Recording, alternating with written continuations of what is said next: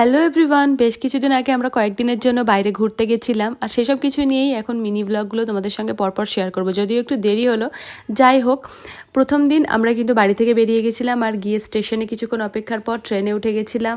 আর ট্রেনে তো ঝালমুড়ি অবশ্যই খেতে হবে। তারপর ওখান থেকে নেমে আমরা রুমে চলে গেছিলাম আর রাত্রে ডিনার করে নিয়েছিলাম। টায়ার্ড থাকাতে আর সেরকম কিছুই ক্লিপ নেওয়া হয়নি। পরের দিন সকালবেলা ঘুম থেকে উঠে আমরা ব্রেকফাস্ট করে তাড়াতাড়ি রেডি হয়ে গেছিলাম, 12টার মধ্যে রুম থেকে বেরিয়েও পড়তে হবে। আর তারপর আমরা আরসালানে বিরিয়ানি খেয়ে নিয়ে চলে গেছিলাম এয়ারপোর্টে। যদিও তাড়াহুড়োর মধ্যে সেসব কোনো কিছু ক্লিপ নেওয়া হয়নি, তাই ফটোগুলোই শেয়ার করে দিলাম। তারপর এয়ারপোর্টে গিয়ে আমরা কিন্তু ভিআইপি লঞ্চে কিছুক্ষণ অপেক্ষা করেছিলাম, যেহেতু আমাদের ফ্লাইটের টাইম ছিল একটু দেরিতে। তো তারপর আমাদের সিকিউরিটি চেকিংয়ের পর আমরা এখন চলে যাচ্ছি ফ্লাইটে ওঠার জন্য। আর ফ্লাইটে ওঠার পর আমার বাচ্চারা কিন্তু অনেক বেশি খুশি ছিল।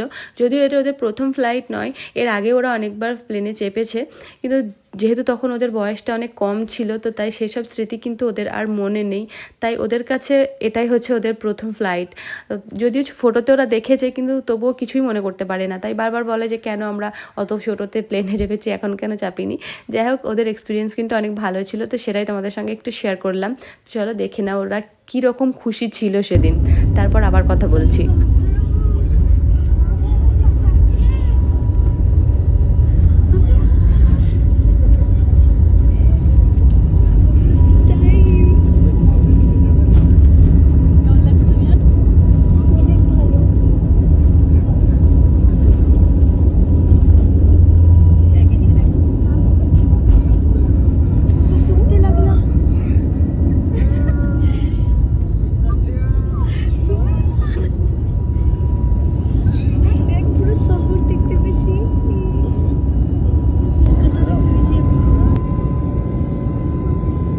কেমন লাগছে?